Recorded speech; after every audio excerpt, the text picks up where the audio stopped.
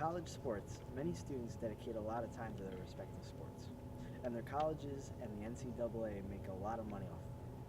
In fact, the NCAA makes annual revenue of over $1 billion. Student athletes often dedicate more than 40 hours per week to their respective sports, so it's essentially a full-time job.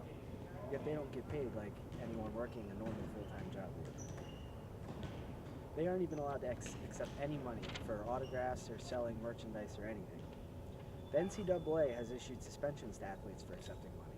Todd Gurley, the star running back of the University of Georgia, was issued a 4-game suspension for accepting money for autographs over a 2-year span. So should student athletes be allowed to get paid? Should they be allowed to accept money? Let's find out. Do you think student athletes should be allowed to be paid or compensated by accepting things such as autographs? Not really. And why do you think that? Because it's like you said, it's an NCAA rule. So being that they made the rule and it's been established for some time now, it's hard to go against something that's been established. Had that not been an establishment and that wasn't in the clause, then yeah, sure you could. Being that they do say that it's prohibited, then you shouldn't do it. Do you feel like college athletes should be allowed to accept pay, whether it's autographs or through the school? Well, they contribute to the revenue to the school, so they should get a portion of it. They, for example, Johnny Manziel, he was the reason why Texas Tech got a new stadium, and they get any paychecks from that. Do you think college athletes should be able to accept pay or be compensated by the school? All right, that's a tough one. I'd say they should because one, they're not famous, and two, I don't think the school would find it necessary to pay them or whatever because of their signing autographs. I just don't think so. All right, and if a player were to sign an autograph by himself and sell it, should he be penalized for that through the NCAA?